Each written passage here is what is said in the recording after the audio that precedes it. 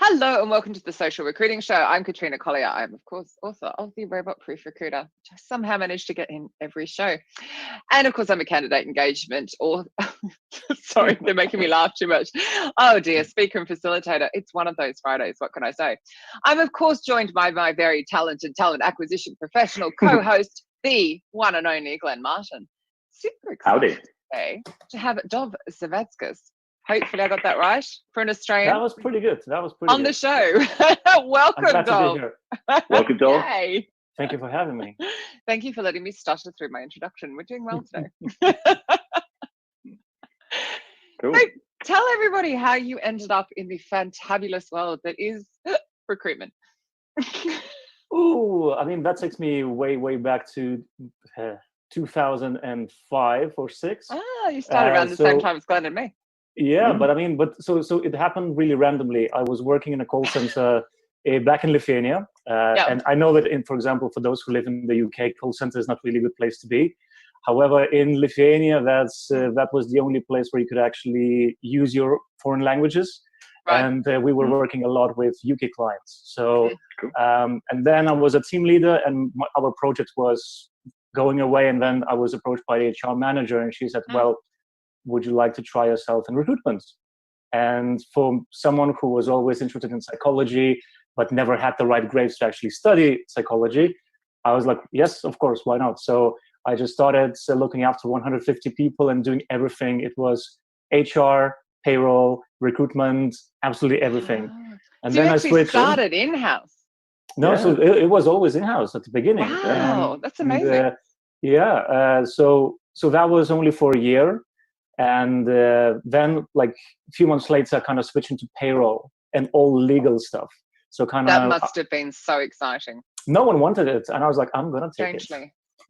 Yeah, give me all that legal stuff. I'm going to take it. Oh god! I was studying law, and I was studying law and management at the time, so it was kind of useful. Makes sense. But very boring. And then I decided to leave the company after 3 years. And then I went into something that we're going to discuss later on. So, nice. I'm still shocked at the payroll side. Yeah. But I suppose that kind of gives you the discipline, doesn't it, to be quite like checking the data well and quite accurate and. I mean, I was basically it was me and the accountant who were the two people in the company who would be, I would say, green light, and then the accountant would push the button. So, and there were 600 employees. So it was stressful. And when I left, they hired 2 people instead of me. So yeah. Oh, I think it was well. That. Yeah. People and their money, important connection to make. Can't make any mistakes, right? Yeah. But after that, I kind of drifted away, and I came back to talent acquisition in 2013. So that was a big gap. Yeah. I kind of drifted through sales world a bit, and then I joined Western Union. It was as well in-house, and after 1 year, I kind of moved to the UK with the same company, and I've been sourcing since. What brought you back to recruitment, Dov? What was it that drew you back after going down? That's the thing. I always wanted to go back. Just, I guess the timing was very awful because it was the crisis, and a lot of companies were shrinking their teams, and or they were outsourcing and looking for RPO people instead of having someone in the house. And that took a while to actually find a company who needed someone in house. And I was maybe fortunate that the same manager who invited me into the very first role, she was the head of HR for Lithuania in Western Union. He just invited me, saying, "Hey, we I know that you're looking, so why don't we just have a conversation?" And I applied for them. I went through all of the stages, but they said at that time I was desperate because I just hated the environment where I was, and I really needed to move into something better. And she just said, "We're going to come back to you with the role that would fit you better." So when the team shared with me like the job description of a talent acquisition researcher, and I looked at it, I was like, "What is that?" There was no sourcer involved in the title, but then I joined and I started doing everything remotely because my team was based in Austria, UK, and Lithuania. But I mean, I was mainly working with the team remotely. So and when looking was for this? Sorry, what salespeople. year? 2013. Yeah. Wow. Yeah. And then after 1 I think year, that's when remote teams started to become okay, didn't they? It's been a slow old journey to. Well, you see, I think that maybe Lithuania is lucky for the fact that because of those few of the big call centers that we have a lot of people who are good at languages, and then around 2011, 12, a lot of big brands moved there. For example, Barclays has the biggest operating center, 2,000 employees in Lithuania. So does the Western Union and other brands, so it was just lucky environment to be in. Yeah. So what was the catalyst to you coming to London? Because I remember the first time we met, the weather. And it was, well, clearly the weather, yeah. The first time we met was kind of at a SourceCon event, I think, SourceCon London. So you've come over to London. Now, was that the first one with the pizza when I did the silly jump and put my back out, or the second one? So no, but Glenn, I think we met. I think we met before that, no? Or was it the Deliveroo? Yeah, it was the Deliveroo one. Deliveroo is when I did the jump. Yeah. That was cool. When you came over to London, did you have a job, or was it kind of, I'm coming to London, I'm going to get a job? Oh, I wish that was so easy. So with Western Union, my job ended. I mean, they moved my. So when they offered me to go to England, I was just sent for 2 weeks to support the team. I was coordinator at the time, so there was no role as a sourcer in the company. And my contract was coming to an end, and the team offered me to stay as a coordinator. So I moved to Peterborough, not London first. This was the first year of my life, and a lot of people were like, there's nothing there. But interesting place to land. But I wouldn't agree. I had a really cool time because I met really cool people, and my mindset was always. There's some excellent companies around there. It's just. I don't know about the companies. I wasn't really looking because I was, I moved with the job, so that made my life easier. I had a job. I was working in the office, and the irony was that I landed in the city that or town. I don't even know what would be the right status because it's kind of one of the bigger ones, but not the big one. Yeah, I think it's still a town. It was the number one town or city in the UK for the amount of Lithuanians living there. And so you felt like you were at home. Well, that wasn't a good feeling in a way that there were a lot of people who were not speaking the English language, and they were coming from really small villages because Peterborough is still very industrial. So you have warehouses and a lot of people were not really even bothered to learn the language. My focus was always to connect with people, kind of instead of isolate myself from the community, I wanted to be part of the community. So I started volunteering in very cool place. There were like a garden, how do you call it? The community garden. So we were doing a lot of international events there and so on. So it was kind of, then I went traveling for a year, backpacking in Asia. And then when I came back, I was like, okay, maybe I need to go to London. The big smoke. And it took me about 6 months to understand what I want. So, all right. Yeah. And London's tough because it's all about where you land. Totally. It is. So if you just land in the wrong part, you'll hate it and leave. And I've just been really lucky. So for me, I was really fortunate because I landed on my friend's couch in St. John's Wood. Ooh, very nice couch. It was fun because we kind of helped each other because we needed some support, and that kind of helped me to balance things out because I was applying for jobs even to live in Prague and stuff. I'm glad that never happened because we would not be talking, not even right now, but we would not even meet, I think, so we ended up having a conversation. Actually, you started a thread, didn't you, about the creativity of sources. So what are we calling this show again, Glenn? I've forgotten. It's gone out of my head. Saucer's Got Talent. Saucer's Got Talent. So that's the title. Nice. What is that all about? What's your thinking there? Yeah. So I think it all started about a year ago when I was attending one of the conferences, and I just was talking to speakers as you do. I was volunteering at the time, and one of them just opened up saying, "Oh yeah, when I was 16, we all know that person. I was touring through Europe and winning all the competitions singing opera." I was like, "Oh wow, okay, that's a lot." Do you know who that is, Glenn? Do I know who that I'm is? nodding, but no, I don't know. No, Katrina, you do know because I don't know that they sang opera. Oh, that's cool. So maybe the person will come to you and admit that. Is this Balish or is this Mark? I'm not going to say names, but it's not. Of course, you can say names. No, okay. No, because they don't want. They might not want that, right? So. Oh, okay. So, and another person said that, "Oh, I was." Because that's what my ex-husband does. He's a classically trained singer, so I would have remembered that of all the stuff I don't course. remember, which is huge. I would have remembered that. Someone said that. No, so, interesting. I didn't know that. Now I'm intrigued. Yeah. And the other one was a ballet dancer, and and we were. That was definitely not me.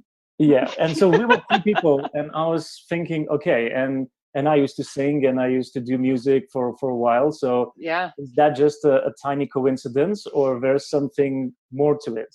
And we, especially when we go to meetups and conferences, there are a lot of people who are talking that sorcerers should have creativity and they should be curious. So that kind of sparked the idea that I would like to look into the fact what kind of talents the community has to begin with, and are there any kind of parallels in a way? And that was your thread in the group, wasn't it? Yeah. In the secret sourcing group, I'm sure that was your thread. Yeah, I mean, someone made me laugh, and I'm going, I'm not sure if I have that. No, you just wrote a book, which just made me laugh. Like, so basically what happened was I was really struggling with the right angle. Because I was preparing a talk about it, right? So of course. I was struggling to find the right angle, how to do it, because I'm not a psychologist. Is that the right word? I mean, I'm not. I cannot give you I'll give you 20 questions, and based on your answers, I will know whether you're creative or not, because it's not about that. And so in that case, I just decided to focus on people who will be attending the conference. And I will engage with the audience and I will ask the audience. Because if I will just make a massive survey, it would be boring for them to listen about the data that doesn't involve them if they were not part of it. Great idea. But that was a very last minute idea, because I'm a master procrastinator. So I didn't have a lot of time, because we kind of finalized the topic maybe 3 weeks ago. But you still managed to sing. Yeah. I mean, singing is but singing is easy. I mean, it's not something that I need to think about. Glenn and I definitely agree with that. Says you, Dov. But in terms of to we mere mortals. But look, you can do many things as well. It's just for me, music it does different things to my brain. Like I hear this song for the first time, I might be talking to someone, but my brain is scanning the database. It's like, oh, this is a remake of this, or this is the sample that was used in that song and that song and that song. It's just another world. So two things. How did the audience react, or are you due to present this particular kind of interactive data? And if so, kind of what was it? So I already had it last Thursday, and so the audience was around 100. Yeah, it was 150 people who were expressing their opinion. Right? I think there were a couple more. Not necessarily everyone is engaging. Answering. Yep. So I went harder, and I was using the tool that I have never kind of had experience with. So it was a kind of, it could have crashed and burned, but it worked well. As it was the last, last kind of keynotes, and it was my first time to do a keynote, because so many times that I've in my head I would see from the some of the conferences, Bill is closing, for example, right? So he is a massive hero in my world. And when I was asked to close, I was like, I'm not Bill, just that kind of comparison. So, but I thought about it from a different angle, and my goal was just to make it fun, because at the end of the day, 3 days is a long time. Totally. People are getting a lot of information, and you don't remember everything. So what was the outcome? I was going to say, what did you learn? Were they creative? Are they? Yeah. So basically, there were a lot of people who. So I was asking, first of all, do they consider themselves creative? So I was really kind of. I had my maybe theory of what the answers could look like. In reality, some kind of match to what I was expecting, because a majority of the people in the room, of course, were sourcers, and they said that yes, we are creative, which you can kind of guess in a way. Yeah. Then safe hypothesis, right? Yeah, and then they started sharing, the talents that they actually think that they do have. And there was a lot about music, about photography, and other things. It just created a beautiful kind of word cloud. And the outcome itself, maybe, in reality, there was not enough time to dig really deep. And I wanted to make it playful, but I kind of wanted to, instead of giving all the answers, maybe just to start a conversation where one of the things that I mentioned was that a lot of companies, they, especially looking at agencies, and there was a time in my life when I was sourcing recruiters and sourcers for other companies, and we were helping agency recruiters move in-house. So I was engaging with a lot of agency people, and I have a big network of them on LinkedIn right now. So I see a lot of stuff that comes from people who are still with agencies. And what is a very big difference for me, that a lot of agencies, they're still talking that recruiters or sourcers, they should come from sales backgrounds. I don't agree with that. And I don't agree with that in one way, because, and this is, Katrina, to what you always say, we need to be human, right? Yeah. When we're doing only purely sales, we lose that human side of things. And then not good salespeople, though. Not good salespeople. That's what I mean. So, but because my background was sales. Yeah. Okay, the reason I say it is I feel whether you're working agency or in-house is you need to sell your hiring manager on the person, you need to sell the person on the role, you need to sell the company to the person who's in the interview. Like, there's a lot of sales aspects. I think, unfortunately, sales has got a bit of a bad name, but actually the best salespeople are incredibly consultative and incredibly about human relationships. And I don't know that I necessarily see a source's role having to be so sales if we're going to split them in two. Because I know obviously sources do go get in contact, so they do need to hook people on. Because so maybe in that, I think a pure salesperson could get very bored in a sourcing role, though. Yeah, because it's more of a psychology, right? Just the way that you engage with people. How do you make a message? How do you talk to them? There's more. Well, at least in my world, I would see it more as psychology rather than just pure sales, right? So this was something that I kind of wanted to test. I've been in sales myself, but I was never the typical salesperson, because for me, my focus was to help people solve their problems rather than just to sell something. Because if I would help them, they would buy without me even asking. So I kind of had reversed psychology in this way, So yeah, Glenn, I think you wanted to ask something. Well, I was just going to say, I think, I agree.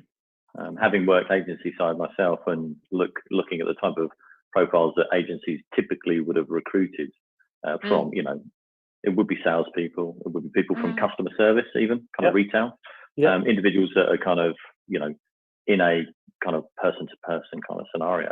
So are you sort of saying now, in your opinion, certainly what you saw historically to actually what you're seeing now, and actually some of the data that you're collating is supporting that kind of stereotypical kind of profile of hiring for a kind of recruiter or sourcer is now changing and morphing to more creative profiles of individuals that, as you said, are more curious. Are you not interested in taking the starting point of what you started with this kind of presentation, taking it a bit further in terms of the research?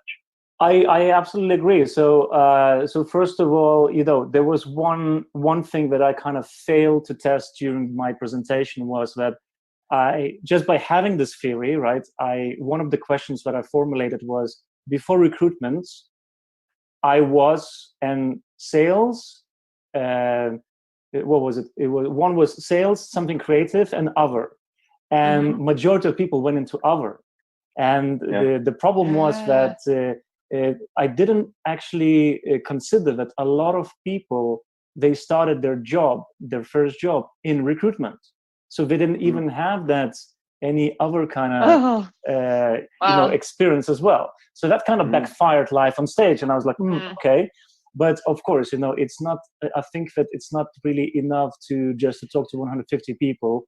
At the same time, these.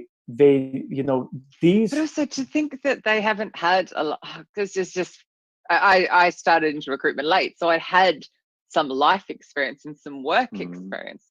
I just can't imagine a baby recruiter who's come straight from university straight into recruitment being able to be in charge of someone's career. That kind of fills me with a bit of horror. I know it happens all the time, but it's like I you can't understand what it feels like to work if you're in your very first job. I completely agree. And so I remember that on stage I just made a joke because I needed to react somehow, and I said, well, in that case it kind of doesn't surprise me, because people in the room, when you're going to a conference, you first of all, what you want to develop yourself, get more information, increase your network, and so on. So a lot of people who maybe are more salesy, they might not necessarily waste time and money going somewhere, because they would focus on doing the sales instead. So but still, by the way, I would love to do it more in-depth research for sure. I'm hearing you putting yourself down a lot. Don't take from the fact that you stood on a stage in front of 150 people. You use technology, which if you ever watch me keynote, I never use, because I never wanted to cock up, to get people to vote, and you facilitated that keynote, and it was fun, and it included music. So how about you actually go, hey, well done, Dov, rather than because very brave, man. And if you watch back our show with Louise Triance, where we're talking about speaking for all, and I say this every time, watch yourself back and go, the next time I will change one thing. That's it, one thing. Feedback forms, they'll just say you're amazing or you're crap. They'll never give you anything useful. But just be a little kind to yourself. You stood on stage in front of 150 people and you owned it. So thank you. Well done. I mean, it's one thing that it's kind of still weird in a way that if I rewind time, 1 year ago, I was only going to conferences and meetups, but I was not a speaker. Now this year I already did 3 talks. Well, one was more like a Q&A session, but then 2 talks, and one was the keynote, and it was closing keynote. So for me, that someone else believes in me to put me on that spot, there was a lot of kind of pressure that I created for my own self. But yeah, definitely that you created just, for your own self. Yeah, but that just comes with experience. And it was like I had to do some part of the HR virtual summit. I had to create a 25-minute video, and I was saying to Glenn before he came on, I just did it. I just sat and I did it, and it was. I've been speaking for 7 years. I've been doing these video chats for 2.5, 3 years now. So I can just do it, but it has taken all of that time. So for me, closing keynote, fine. But the first time, I agree. I understand where you're coming from, but just congratulate yourself. And I think sometimes we forget as humans to. No, I mean, that's the thing. And also, it was the first time you were playing with an idea, and it was just, you did something really interactive as well, which is awesome. And I like the fact that there were people who were not really buying certain things that I was saying, but they were challenging me, and there was a reaction, because at the end of the day, that was the last thing. So people are normally tired. They're just like, okay, let's just get let's just finish. So for them to actually be present and follow the screen, do something with it, that's for me, that was the biggest challenge, but I'm really glad that it worked. So, you did that. You created that space, and you created permission for them to do that. You created that space. So was that was that a goal for yourself, Dov? Was that a target you set yourself to kind of get on an event stage and stuff like that? Because back to Katrina's point around the show with Louise, oftentimes people either set a target or a goal for themselves to kind of do that. Was that something you were consciously looking for this year? I mean, for about maybe 7 years, since I started watching TED Talks. I mean, I started watching TED Talks way before, but I always had this idea that one day I want to do a TED Talk, not even a TEDx, but TED Talk, on the official TED stage, which is nearly impossible, but hey, aim high. It is possible. Exactly, it is possible. So I was always kind of imagining seeing that vision. And a year ago, I remember, so Mark Lundgren is a friend of ours, and he's not even a friend, I always call him my mentor, because for the last few years, he was kind of guiding me and pushing me and supporting me in all the possible ways. And I remember a year ago when I was kind of going through my struggles and trying to understand where I want to be and everything. And I just discovered his podcast, and I said to myself, wow, I wish one day I was good enough to actually be on that podcast. Yeah. And then 2 days later, he sent me a message, hey, would you like to be on my podcast? Hang on a minute. Didn't this happen with this show?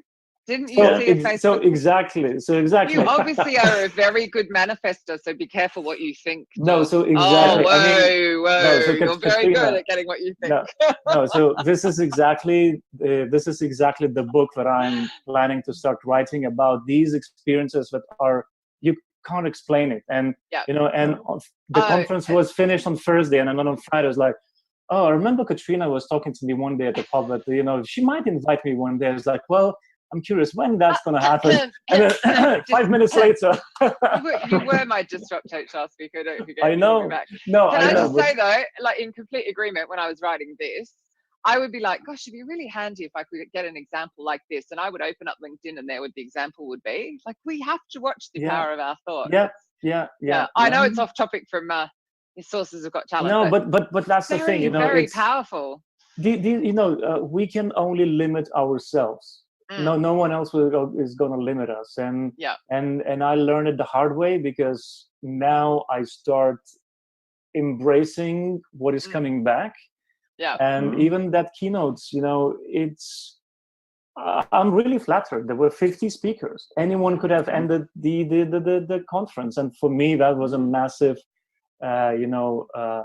challenge and opportunity, because I was going through some really crazy personal times, and that's the reason with Disrupt HR. But and I was actually exactly. But even here, I mean, I was really close to actually canceling the conference. But then I'm glad that there were people in my family who said, no, you just can't do that. You just need to use this.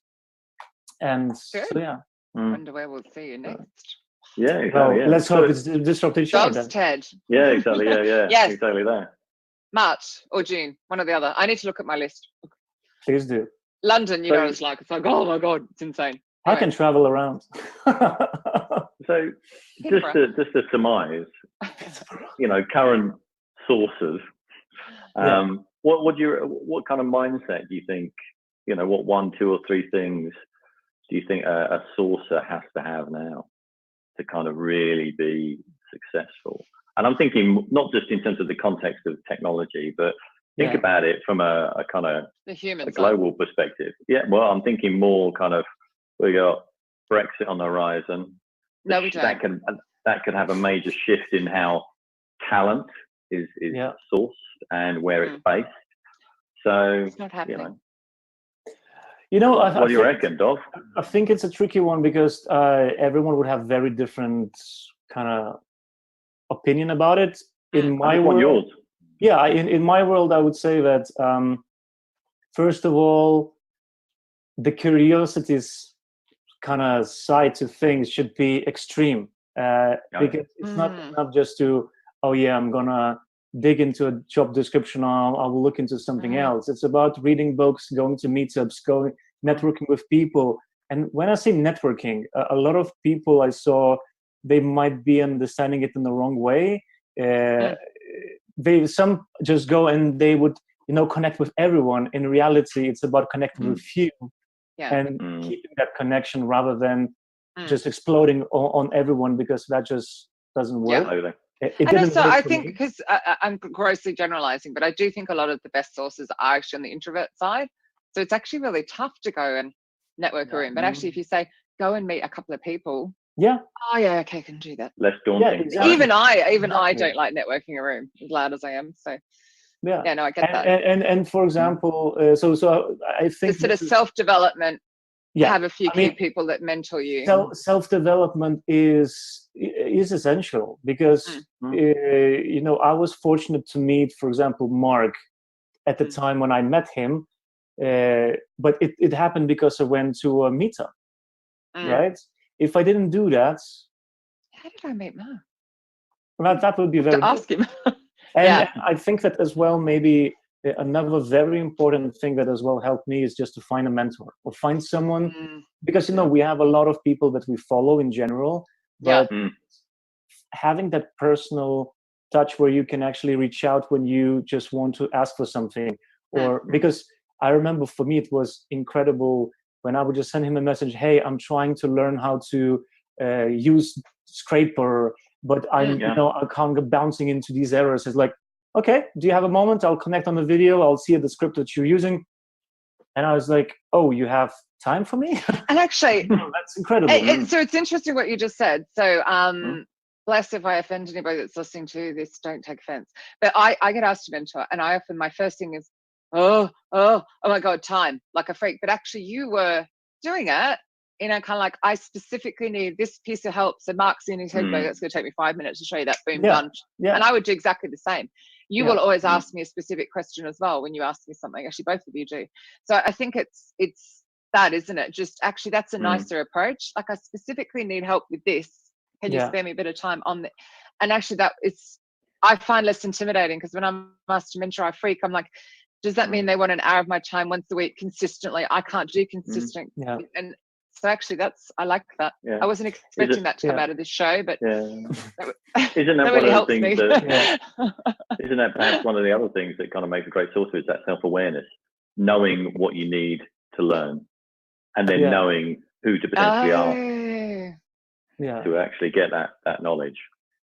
And another thing as well that I experienced myself in the last few years is just, sometimes we make a wrong decision and we end up being stuck in a situation, in a job, or in a team that we don't really like. It's just to have the guts and to park everything and say, look, this is not working. I can do better, and just go. Because when we start doubting ourselves, our abilities, then mental health and everything, and normal health, everything just goes through the window, So we cannot risk that. So because it's normal, as well. At every conference I go to, people talk about their mistakes, and because that's how you grow, and that's really important. Where it would be bad was if you kept making that same mistake. Whereas if you actually look at it and go, okay, I've made a mistake. What's the lesson? What am I learning here? Okay, I've learned this. You won't make it again. You just kind of have to acknowledge, okay, learned, kind of thing. Whereas I think a lot of people then just keep doing it, don't they? Sorry, Glenn. No, I was just going to say. I get you're like, we're on something I'm passionate about. So. That's cool. I mean, I was just thinking, a lot of what Dov's just said there really is about emotional intelligence, right? Yeah.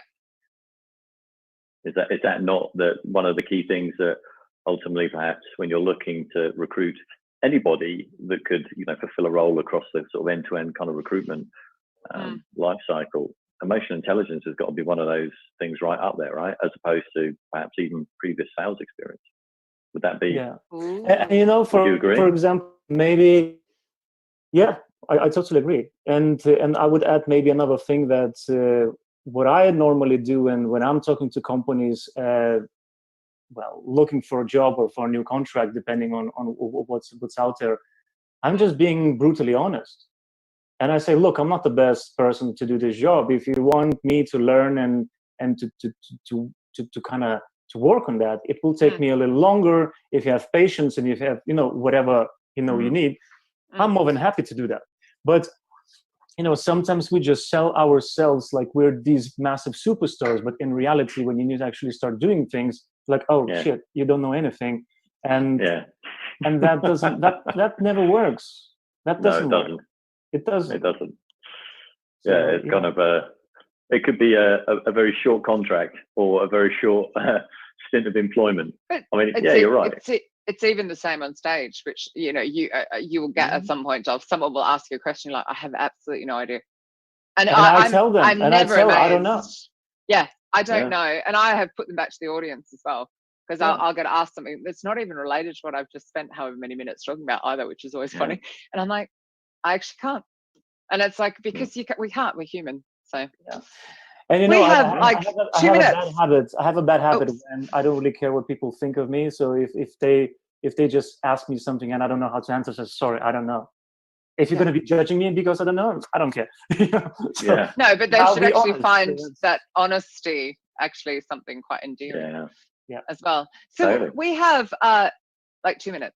So are there any final things that you would like to say other than thank you for finally having me on the show? It just takes forever. I think that what I'd like to say is that if there's anyone out there who is maybe at the beginning of their sourcing career, if someone needs any support tip or trick or anything, feel free to reach out, because I think that it's time for me to start giving something back, and I would be really more than happy to talk to someone who needs some kind of support. How would they do that if they wish to do that? They can on LinkedIn. I think LinkedIn. I'm a heavy user of LinkedIn. It's the easiest way. Twitter, I don't see those messages, so I think LinkedIn is the best. LinkedIn. I can give my email as well if that's a source with dov@gmail.com. Easy. There you go. So these are the places. Just going to say hello right at the end. Oh, that's cool, man. Just popping in to say goodbye. I think that's a nice way to round off the show, to be fair. Kind of looking to offer help to fledgling sources and recruiters. That's cool, man. I've enjoyed this. Imagine how amazing it would have been for all of, for Glenn and I, particularly back in our agent day, if we'd had that. So exactly. And then we can give that back. That's the thing. So exactly. Totally. So on that note, thank you so very, very much. Sorry, like my dog is just taking over. Thanks, very much. Thank you so much.